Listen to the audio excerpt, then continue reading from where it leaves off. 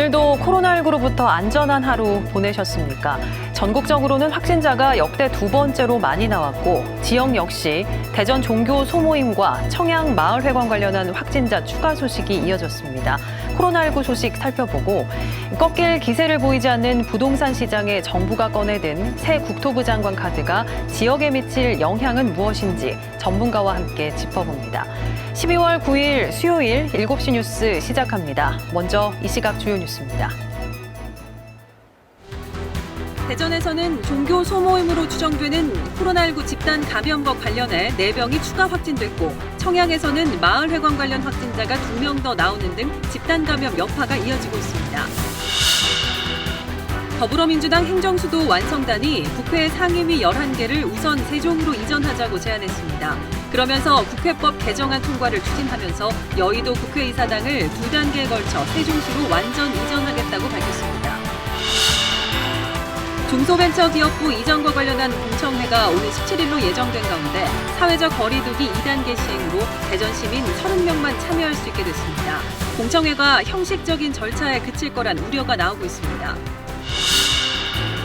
최근 한국타이어 대전 공장에서 40대 노동자가 설비에 끼어 숨진 사고와 관련해 노동청이 열흘 동안 중대재해 특별 감독에 돌입했습니다. 대전과 충남에서는 앞서 발생한 코로나19 집단 감염 여파가 계속 이어지고 있습니다. 대전에서는 종교 소모임으로 추정되는 집단 감염과 관련해 4명이 추가 확진됐고 청양에서는 마을회관 관련 확진자가 2명 더 나왔습니다. 성용희 기자입니다. 대전과 충남에서 코로나19 확진자 15명이 추가 발생했습니다.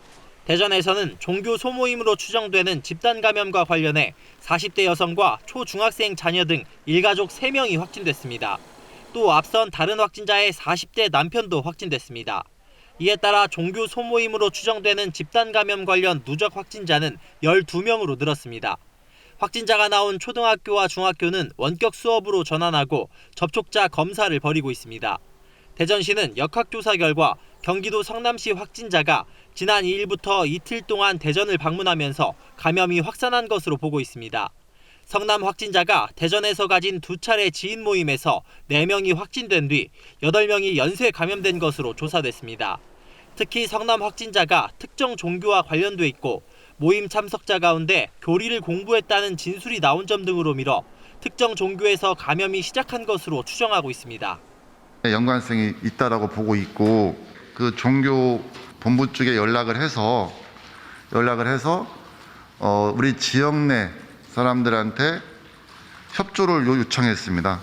충남에선 청양 마을회관과 관련해 기존 확진자의 가족들이 청양과 당진에서 1명씩 추가 확진돼 누적 확진자가 29명으로 늘었습니다. 이 밖에 대전에서는 감염 경로를 확인 중인 2명과 그 접촉자인 다른 2명이 확진됐고 충남에서는 천안에서 기존 확진자와 접촉한 60대 여성과 서울 서초구 집단 발병과 관련된 40대 여성이 양성 판정을 받는 등 5명이 추가 확진됐습니다. KBS 뉴스 성용입니다. 네, 수도권 상황은 더 심각합니다. 수도권에서만 하루 새 500명이 넘는 신규 확진자가 나오는 등 코로나19 확산세가 좀처럼 꺾이지 않고 있습니다. 정부는 수도권의 확산세를 반전시키는데 3차 유행에 차단이 달렸다고 보고 선제검사와 역학조사 등을 바탕으로 방역에 총력을 기울일 방침입니다. 김범주 기자의 보도입니다. 서울 종로구 대형 음식점 파고다 타운과 관련해 27명이 추가로 확진되면서 누적 확진자가 189명이 됐습니다. 음식점에서 추가 확진된 이들이 방문했던 노래교실과 가족 등을 중심으로 연일 20명 이상의 추가 확진이 이어지고 있습니다. 서울 용산구 술집 5곳에선 관련 확진자가 5명 늘어 누적 24명이 됐고 서울 중구시장과 강서구 댄스 교습시설 관련해서도 각각 7명이 추가 확진됐습니다. 다중이용시설에서의 집단 감염이 이어지면서 서울 내 신규 확진자는 일주일째 200명을 웃돌고 있습니다. 사회적 거리두기 2.5단계 효과가 빨리 나타나기 위해서는 시민들의 거리두기 동참과 환자 조기 발견을 위한 신속한 검사가 무엇보다 중요합니다. 정부는 수도권의 코로나19 확산세를 막는 것이 3차 유행 차단의 핵심 열쇠라고 보고 선제검사와 역학조사, 병상 확보 등 방역 대책에 총력을 기울일 방침입니다. 특히 거리두기 강화 조치에도 확산세가 줄지 않는 건 무증상 잠복 감염이 많기 때문이라며 백신 접종 전까지는 마스크가 최고의 백신이라고 강조했습니다. 경기도 수원의 한 교회에선 확진자가 감염 전파 가능 시기에 예배에 참석했지만 교인 모두가 마스크를 써 확진자가 더 나오지 않았습니다. 방역 당국은 국민들이 마스크를 벗는 순간이 가장 위험하다는 점을 기억하고 먹고 마실 때는 말없이, 대화할 때는 마스크 쓰기를 철저히 지켜줄 것을 재차 요청했습니다. KBS 뉴스 김범주입니다. 반면 천안은 한 달 전만 해도 일주일에 70명 넘는 확진자가 나올 만큼 확산세가 심각했는데 최근 눈에 띄게 확진자 수가 줄었습니다. 방역당국이 선제적으로 2차례에 걸쳐 거리 두기를 격상한 결과 효과를 거둔 것으로 보입니다. 서영준 기자입니다. 지난달 충남 천안에서는 하루 20명 넘는 확진자가 나와 한 달간 확진자 수가 193명에 달했습니다.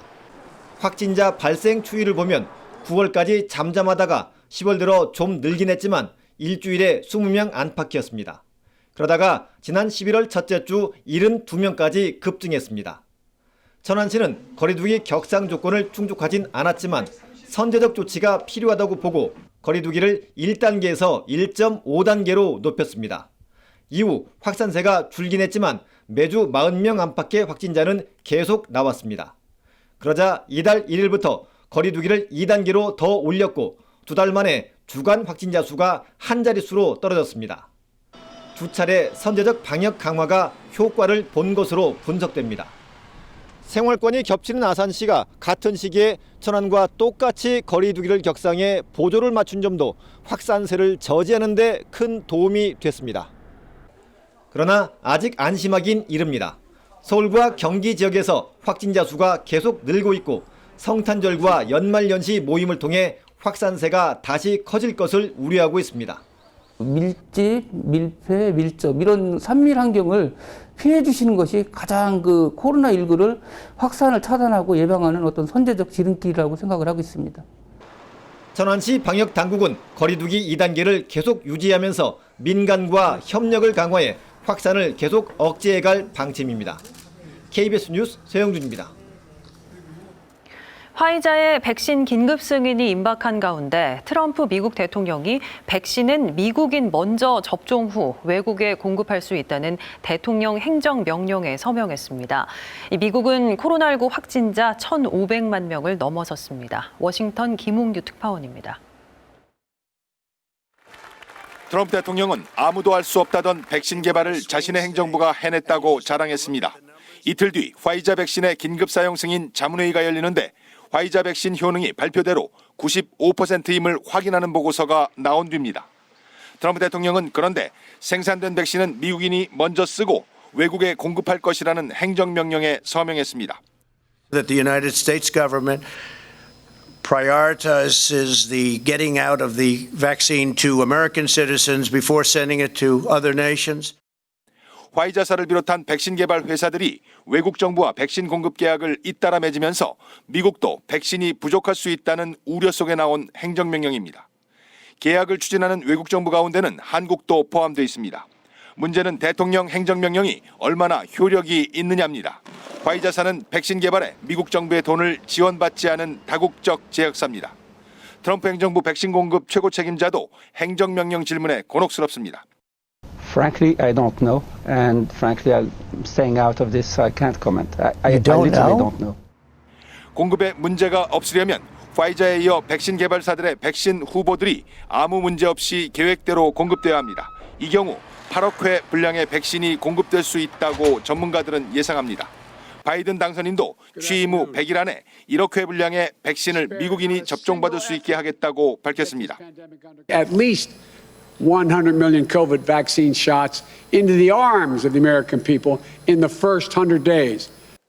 이 역시 백신 승인과 공급에 문제가 없어야 한다는 전제가 깔려 있습니다. 워싱턴에서 KBS 뉴스 김웅규입니다. 다음 소식입니다. 요즘 대전의 부동산 시장을 보면 과연 규제 지역이 맞나 싶을 정도입니다.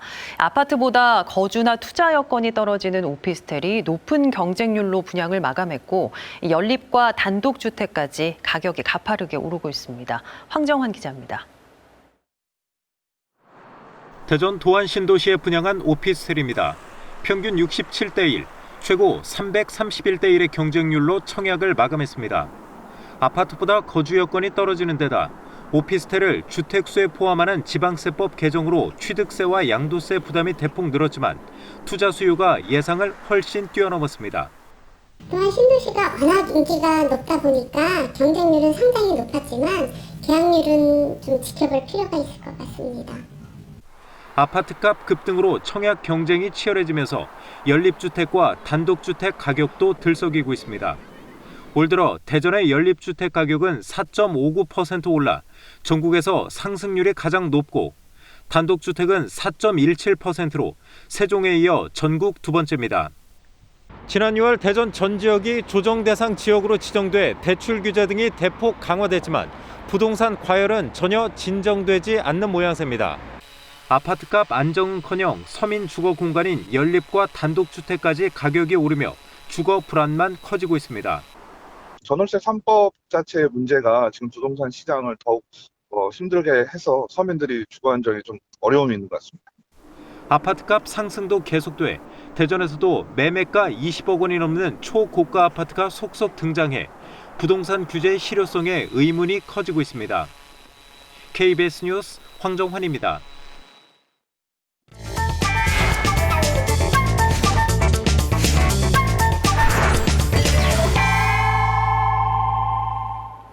네, 맛있는 경제 시간입니다. 앞선 황정환 기자의 리포트 내용 좀 더 짚어보겠는데요. 정재호 모건대 금융보험 부동산학과 교수 나오셨습니다. 어서 오십시오. 예, 안녕하세요. 네, 지역의 연립 또 단독주택 가격이 많이 올랐습니다. 대전과 세종이 1, 2위를 다툴 정도라고 하는데 왜 이렇게 오르는 건가요? 그 예전에 나타나지 않는 그런 현상이라고 할 수가 있는데요.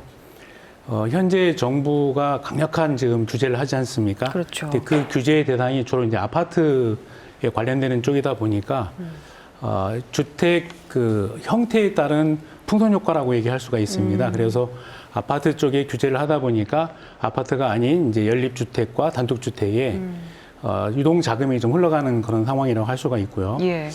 또 하나 볼 수 있는 것은 대부분의 그 연립주택과 단독주택이 입주해 있는 그러한 지역은 좀 낙후 지역입니다. 예. 그래서 이제 원도심 쪽에 많은데 최근에 이러한 지역을 어떤 재개발하거나 재건축하는 그런 붐이 상당히 이루어지고 있습니다. 그러다 보니까 아무래도 그쪽 지역에 투자를 하는 분들도 있으시고요. 예.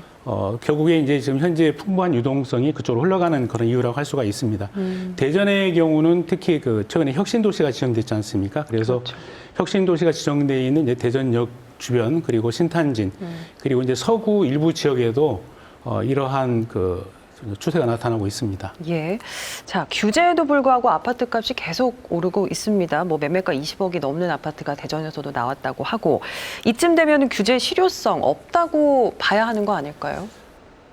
그 어려운 그런 사실은 질문인데요.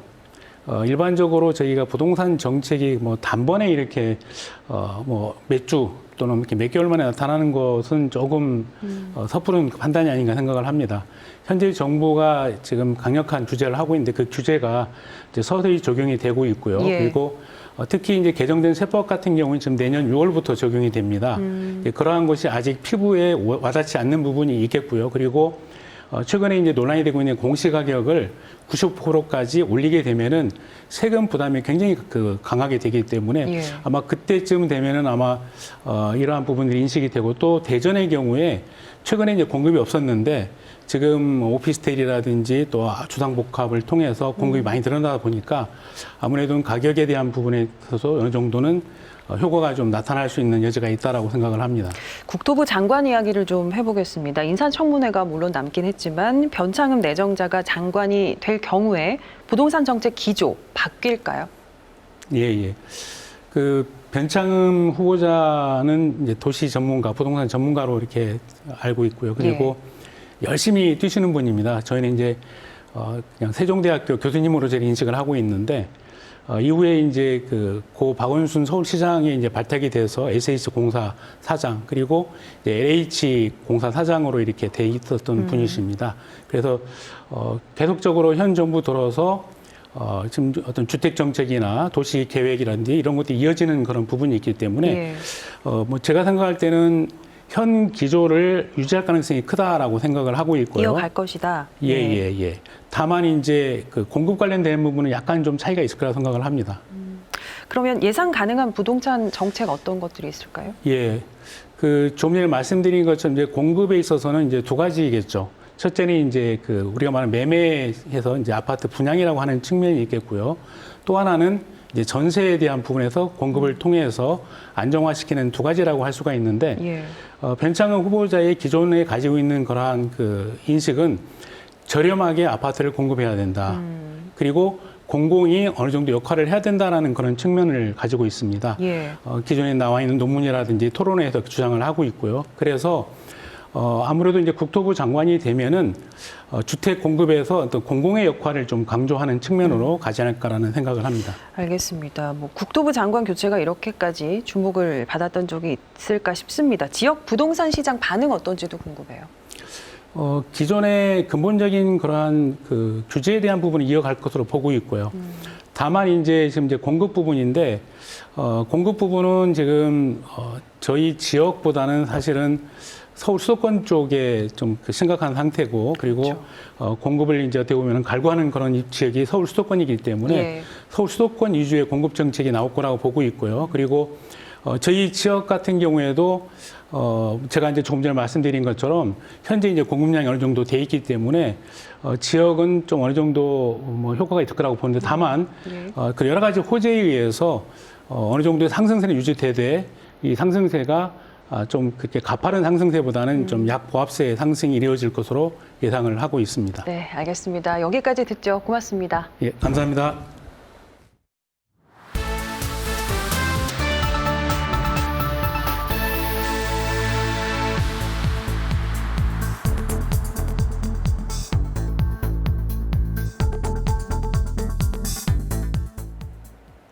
국회 세종의사당 건립사업의 밑그림이 그려졌습니다. 더불어민주당 행정수도 완성단이 1단계로 국회 10개 상임위와 예결위, 국회 사무처, 예산정책처 등을 세종시로 이전하고 2단계로 국회 특위 구성을 통해 국회 이전을 완성하기로 했습니다. 다만 청와대 이전은 아직 시기상조라며 제외했습니다. 최선준 기자입니다. 더불어민주당 행정수도 완성단이 국회에 세종시 완전 이전을 위한 2단계 이전 밑그림을 내놨습니다. 우선 1단계 이전은 행정 비효율 극복을 최우선으로 세종에 있는 부처와 연관된 10개 상임위와 예결위, 그리고 국회 사무처와 예산정책처, 입법조사처를 옮길 계획입니다. 이어 2단계는 국회 특위 구성을 통한 국회 이전을 완성하는 겁니다. 현재 논의 중인 국회법 개정안이 통과되면 나머지 다른 상임위들도 모두 옮기겠다는 계획입니다. 국회의사당 완전 이전을 위한 의제, 시기, 방식을 합의해 완전 이전을 추진해 나가겠습니다. 국가 균형 발전을 위한 행정수도 완성 시민연대는 긍정적으로 평가한다며 국회법 개정과 건립계획 확정에 여야의 초당적 협력을 촉구했습니다. 하지만 민주당 행정수도 추진단은 청와대 이전은 현 시점에서 여건이 성숙되지 않아 시기상조라며 추후 논의하기로 했습니다. 이에 대해 충청권 시민사회단체인 충청권 공동대책위원회 등은 청와대 이전은 노무현 대통령 시절부터 20년 가까이 공론화 과정을 거쳤다며 지금이 이전의 적기라고 주장했습니다. 행정수도 완성과 국가 균형 발전을 위한 진일보한 대책으로 평가를 하지만 그 청와대 이전과 2단계 공공기관 지방 이전이 빠졌다는 쪽에서 걱정과 그 안타까움을 표명합니다. 추진단은 또 수도권과 동남권, 충청권 등 3개의 그랜드 메가시티 조성을 제안해 대전과 세종 충남북의 광역경제권과 교통망 구축 등의 논의에 더 속도가 붙을 전망입니다. KBS 뉴스 최선중입니다. 코로나19 확산세에 대전의 중소벤처기업부를 세종시로 이전하기 위한 공청회가 축소 진행됩니다. 시민 참석자를 대전과 세종 각각 30명으로 제한해 하나만한 공청회라는 우려와 함께 부작용도 나오고 있습니다. 이정은 기자입니다. 행안부가 내건 공청회 참가 신청 안내문입니다. 사회적 거리두기 2단계 시행에 따라 공청회 참가 인원을 100명 미만으로 제한했습니다. 토론자와 운영자를 빼면 80명으로 줄어드는데 이마저도 기타 지역 20명을 빼고 정작 대전 시민과 세종 시민 몫은 각각 30명씩만 배정됐습니다. 이미 중앙정부 차원에서 중기부 이전을 기정사실화한 가운데 공청회 규모마저 대폭 축소되면서 형식적인 절차에 그칠 것이란 우려도 나오고 있습니다. 이런 가운데 대전시가 일반 시민의 신청을 받기도 전에 중기부 이전에 반대하는 단체 위주로 대전시 몫을 이미 배분해 논란이 일고 있습니다. 대전시는 참석자가 제한된 상황에서 참석률과 대표성을 높이기 위한 궁여지책이라며 일반 시민들의 신청 전화를 반려하고 있습니다. 지금 현재 그 행안부 앞에서 이렇게 집회를 하고 있는 그 시민단체 중심으로 해서 강하게 어필할 필요가 있어서 그 시민단체 중심으로. 대전시는 대신 모레부터 일주일 동안 진행되는 온라인 공청회 참여를 부탁했습니다. 하지만 지난 한 달 내내 진행된 청와대 국민청원 참여도 14,000명에 그쳐 온라인 공청회 참여율 역시 회의적인 상황. 중기부 이전을 저지하기 위해 천막 농성까지 하며 배수진을 쳤지만 코로나19로 공청회가 축소되면서 대전시의 고민이 깊어지고 있습니다. KBS 뉴스 이정훈입니다. 두 차례 연기됐던 윤석열 검찰총장에 대한 징계위원회가 내일 열립니다. 법무부가 관련 규정을 들어 징계위원 명단을 사전에 공개하지 않았는데 내일 징계위에서 윤 총장 측이 징계위원 기피 신청을 할 경우 받아들여지느냐가 핵심 변수가 될 전망입니다. 김민철 기자가 보도합니다. 법무부는 내일 오전 10시 반 정부 과천청사에서 윤석열 검찰총장에 대한 징계위원회를 엽니다. 당초 지난 2일 예정됐던 징계위는 방어권 보장을 위해 시간이 필요하다는 윤 총장 측 요청으로 두 차례 미뤄졌습니다. 징계위는 법무부 장관과 차관, 장관이 임명한 검사 2명, 장관이 위촉한 외부위원 3명 등 모두 7명으로 구성됩니다. 징계 청구권자인 추미애 장관은 심의에 참여할 수 없어 나머지 6명 중 과반수인 4명 이상의 찬성으로 징계가 의결됩니다. 윤 총장 측은 내일 징계위에 참석한 뒤 공정성이 의심되는 위원이 있을 경우 기피 신청을 하겠다는 방침입니다. 기피 대상으론 윤 총장의 헌법소원에 악수라는 평가를 했던 이용구 법무부 차관이 우선 거론됩니다. 장관이 지명한 검사 2명에 대해서도 기피 신청을 할 가능성이 있습니다. 징계위가 윤 총장의 기피 신청을 모두 받아들일 경우 의결이 불가능해질 수도 있는데 이 경우 예비위원이 빈자리를 채울 수 있습니다. 기피 신청을 아예 받아들이지 않거나 일부만 수용하고 징계 논의에 착수할 가능성도 있습니다. 법무부는 기피 신청을 위해 미리 필요하다며 윤 총장 측이 요구했던 징계위원 명단 공개는 검사 징계법 등에 어긋난다며 거부했습니다. 그러면서 명단 공개를 수용하지 않으면 징계위가 무효가 될 것이라고 주장하는 건 징계위의 민주적이고 공정한 진행에 심각한 지장을 초래하는 것이라고 비판했습니다. 윤 총장은 내일 징계위에 직접 참석할지를 놓고 고심 중인 것으로 알려졌습니다. 한편 윤 총장 측이 검사징계법에 징계위원 구성 조항이 불공정하다며 헌법재판소에 낸 가처분 신청은 내일 징계위 전에 결론이 나오기 어려워 보입니다. KBS 뉴스 김민철입니다. 검찰이 고검장 출신의 윤갑근 국민의힘 충북도당위원장에 대해 사전 구속영장을 청구했습니다. 라인펀드 로비 명목으로 돈을 받았다는 혐의인데 윤 위원장 측은 정상적인 자문료였다며 반발하고 있습니다. 정재우 기자가 보도합니다. 검사장 출신 야당 정치인에게 수억 원을 지급한 뒤 우리은행에 로비가 이루어졌고 이 사실을 검찰에 알렸지만 수사가 진행되지 않았다. 지난 10월 김봉현 전 스타모빌리티 회장이 주장한 내용입니다. 김 씨가 지목한 이 야당 정치인은 윤갑근 국민의힘 충북도당위원장입니다. 지난달 윤 위원장 사무실과 로비 대상으로 지목된 우리은행 본점 등에 대한 압수수색을 실시했던 검찰은 어제 윤 위원장에 대해 알선수재 혐의로 사전 구속영장을 청구했습니다. 검찰은 윤 위원장이 로비 명목으로 라임이 투자한 회사로부터 2억 원을 받고 지난해 7월 손태승 당시 우리은행장을 만나 라인펀드 재판매를 요청한 것으로 보고 있습니다. 내일 구속영장 심사를 앞둔 윤 위원장 측은 이 돈이 자문계약을 체결하고 받은 정상적인 자문료였다고 맞섰습니다. 로비 한 사람한테 돈을 받았는데 그 라임으로부터 돈을 받는데 라임으로부터 돈을 안 받고 엉뚱한 다른 데에서 자문 형식으로 돈을 받는 게 말이 되냐. 검찰은 여권 정치인에 대한 로비 의혹 수사도 계속 진행 중입니다. 지난 10월에는 김 씨로부터 양복을 받은 기동민 더불어민주당 의원을 피의자 신분으로 소환 조사했습니다. 하지만 김 전 회장이 기 의원에게 선물했다는 양복값을 부풀린 정황이 확인되는가 하면 관련 진술도 계속 번복하고 있어 수사에 어려움을 겪고 있습니다. KBS 뉴스 정재우입니다. 천안의 도심 아파트 단지와 상가 주변에서 멧돼지떼가 나타났습니다. 등교 중인 초등학생들 사이로 멧돼지가 달려가는 아찔한 상황이 벌어졌는데요. 결국 3마리 중 2마리는 사살됐습니다. 백상현 기자입니다. 등교 중인 초등학생들 옆으로 멧돼지 한 마리가 쏜살같이 달려갑니다. 등교 도우미가 학생들을 데리고 황급히 비켜서고 그 뒤를 경찰차가 쫓아갑니다. 한참 애들 등교길에 있었거든요, 여기. 애들 학생들 한창 나갔죠, 그죠. 그냥 애들 다칠까봐 제가 그게 걱정이 돼가지고. 도로를 달리던 멧돼지들은 인근 아파트 출입구로 들어가더니 단지 안을 활보합니다. 목격한 주민들이 멧돼지 3마리가 출몰했다는 신고를 했고 경찰과 소방대원, 유해조수 포획단이 함께 출동해 긴급 포획에 나섰습니다. 멧돼지 2마리는 아파트 인근의 천변과 공장 안에서 사살된 채 발견됐고 다른 한 마리는 야산으로 달아났습니다. 저희한테 돌진을 해가지고 389정으로 한 방을 쐈어요. 한 발 맞고 그냥 바로 도주를 하더라고요. 수색하다가 핏자국 발견해가지고 그거 따라서 이래. 등교와 출퇴근 시간대여서 사람들 왕래가 많았지만 다행히 다친 사람은 없었습니다.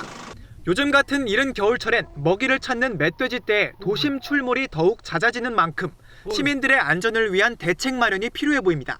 KBS 뉴스 백상현입니다. 최근 한국타이어 대전 공장에서 40대 노동자가 설비에 끼어 숨진 사고와 관련해 노동청이 열흘간의 중대재해특별감독에 돌입했습니다.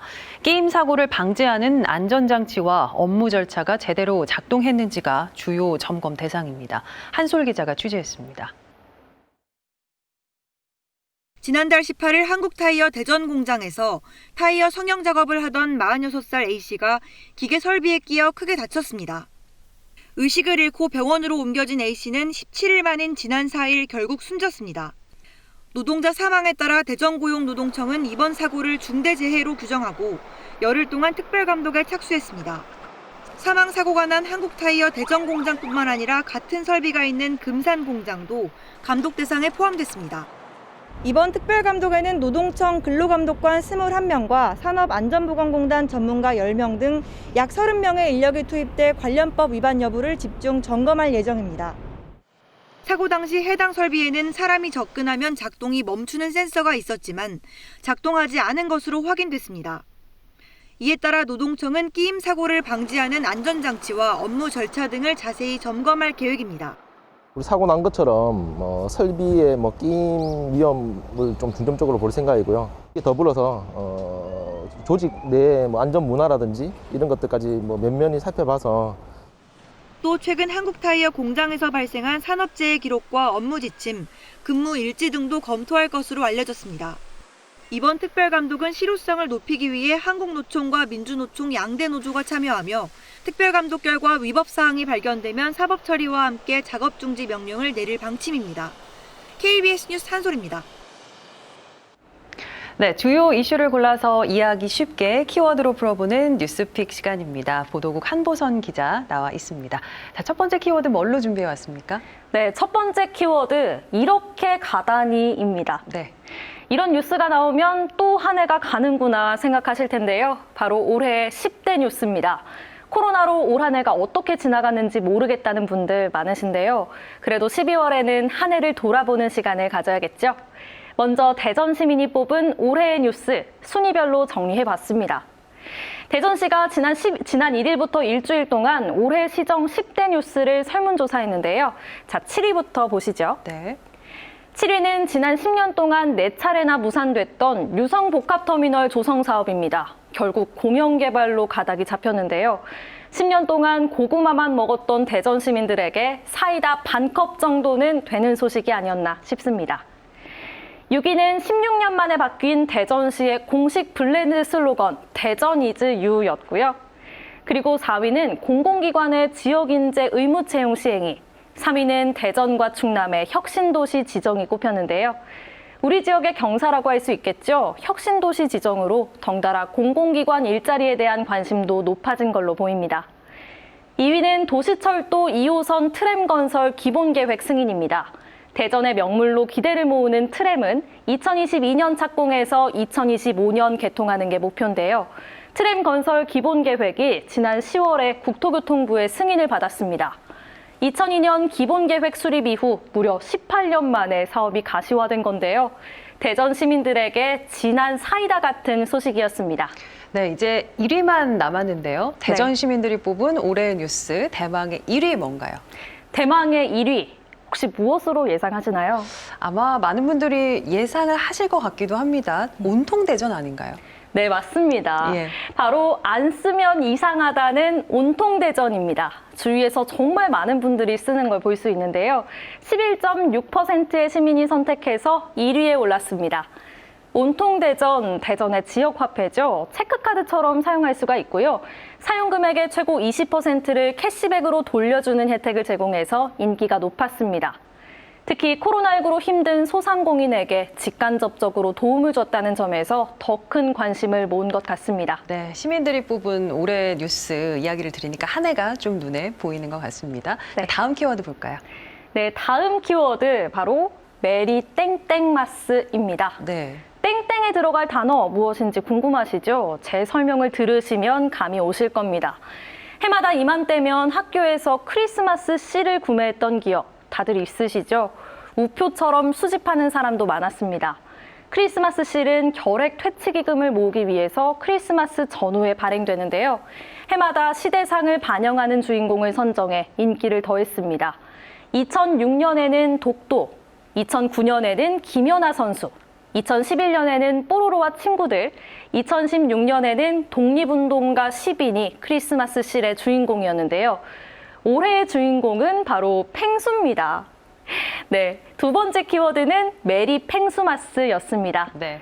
대한결핵협회에서 매년 주인공 공모를 하는데 올해 가장 많은 요청이 있었던 펭수가 주인공이 됐다고 합니다. 펭귄답게 남극에서 크리스마스를 보내는 이 펭수의 모습 정말 귀엽지 않나요? 그러네요. 네. 이 펭수가 팬이 상당히 많은데 많이들 반가워하실 것 같습니다. 구매는 어떻게 할 수 있나요? 네, 온라인에서는 대한결핵협회 쇼핑몰, 네이버 스마트 스토어, 카카오톡 스토어에서 구매할 수가 있고요. 전국의 우체국 창구, 그리고 학교와 직장의 우편 모금을 통해서도 펭수 크리스마스 씨를 소장할 수가 있습니다. 올해는 특이하게도 편의점에서도 크리스마스 씨를 구매할 수가 있다고 합니다. 이 펭수 실이 인기가 아주 많은 것 같습니다. 제가 우체국에 문의를 해봤는데요. 현재는 다 팔려서 물량이 없다고 하더라고요. 크리스마스 실 모금은 내년 2월 말까지 이어지고요. 크리스마스 실 외에도 엽서, 머그잔, 펜 등 다양한 모금 상품이 마련돼 있습니다. 크리스마스 실은 구입이 아닌 기부라고 하죠. 관심 있으신 분들은 여유를 가지고 찾아보시면 좋겠습니다. 지금까지 뉴스픽이었습니다.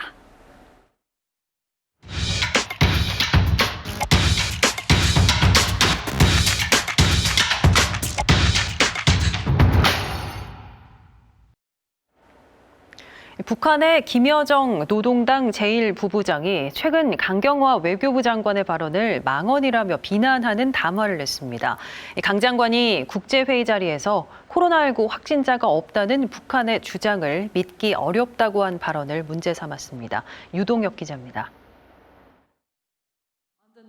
지난 5일 바레인에서 열린 안보 포럼에 참석한 강경화 외교장관. 북한의 코로나19 대응에 대해 질문이 나오자 이렇게 답합니다. More closed, very top-down decision-making process where there's very little debate. They still say they don't have any cases, which is hard to believe. 이에 대해 북한이 오늘 김여정 제1부부장 명의의 담화로 대응했습니다. 강 장관이 북한의 비상방역 조치에 대해 주제 넘은 평을 했다며 앞뒤 계산도 없이 쏟아놓은 망언이라고 비난했습니다. 얼어붙은 남북관계에 냉기를 불어오고 싶은 모양이라며 두고두고 기억하고 계산하겠다고도 했습니다. 코로나19 감염자가 한 명도 없다며 방역을 지도자의 성과로 내세워왔는데 남한 당국자가 이를 평가절하하자 불편한 심기를 그대로 드러낸 겁니다. 특히 김정은 위원장의 동생이자 대남 업무를 총괄하는 김여정 부부장이 직접 담화를 낸 데는 남측에 대한 경고 의미도 포함됐다는 평가입니다. 김 부부장의 담화는 북한이 남북 연락사무소를 폭파했던 지난 6월 이후 6개월 만입니다.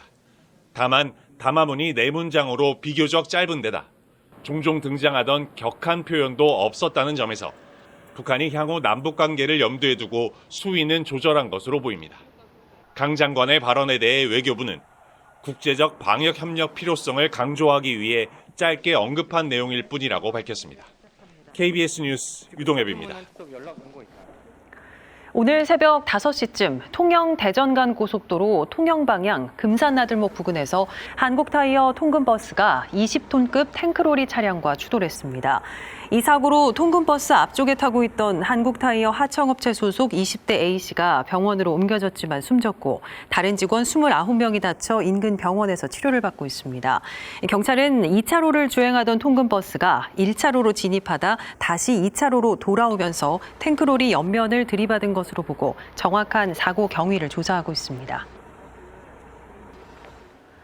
보령해양경찰서는 오늘 새벽 1시쯤 서천 앞바다에서 불법 조업을 하던 4톤급 선박을 추격 끝에 붙잡아 선장 A씨 등 3명을 수산업법 위반 등의 혐의로 불구속 입건했습니다.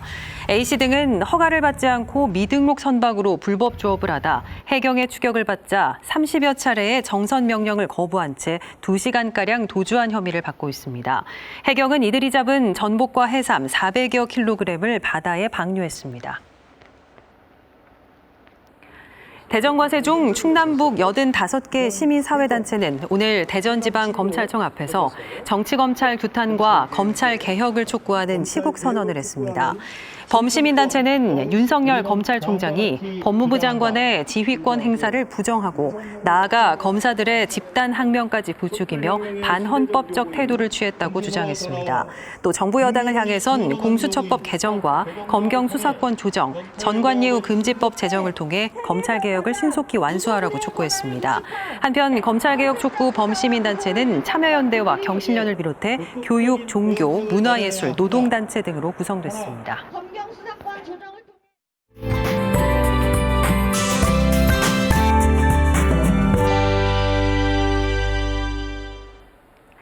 낮부터 찬바람이 잦아들면서 추위가 한결 누그러졌습니다. 내일은 대전의 아침 기온이 0도로 오늘보다 5도가량 높겠고요. 낮 동안에도 예년 기온을 웃돌며 비교적 온화하겠습니다. 내일 낮까지는 대기질도 괜찮겠지만 밤부터는 스모그가 유입되고 대기 정체까지 더해지면서 미세먼지 농도가 높아지겠습니다. 내일은 흐린 가운데 비나 눈 소식이 있는데요. 새벽부터 충남 북부 지역에는 5mm 미만의 비가 내리겠고 아침에 모두 그치겠습니다. 낮부터 오후 사이에는 충남 서해안과 일부 내륙 지역에 빗방울이 떨어지는 곳이 있겠고요. 내린 비나 눈이 얼어 도로에 살얼음이 생길 수 있는 만큼 교통안전에 유의하시기 바랍니다. 다음은 자세한 지역별 내일 날씨입니다. 내일 아침 기온 세종이 영하 1도, 계룡 영하 4도로 출발하겠고요. 한낮에는 대전과 세종이 10도까지 오르겠습니다. 충남 북부 지역의 아침 기온 천안이 영하 2도를 보이겠고요. 한낮에는 당진과 천안 아산이 9도로 예상됩니다. 충남 남부 지역의 아침 기온 청양과 부여가 영하 2도로 예상되고요. 한낮에는 보령과 부여가 10도까지 오르겠습니다. 바다 물결은 최고 1m 높이까지 일겠습니다. 주말인 토요일까지는 큰 추위 없겠지만 일요일 대전의 아침 기온이 다시 영하권으로 떨어지겠고요. 오후부터 비나 눈이 내릴 전망입니다. 기상정보였습니다. 어느덧 올해 뉴스를 꼽고 한 해를 마무리해야 할 시기가 됐습니다. 연말 분위기가 이렇게 가라앉은 적이 있었나 싶을 만큼 코로나19로 또 그에 따른 경기 침체로 많은 사람들이 힘든 시간을 보내고 있는데요. 떨어져 있지만 소중한 사람들에게 따뜻한 문자, 전화로 마음을 전해보는 건 어떨까요? 7시 뉴스 마칩니다. 내일 뵙겠습니다.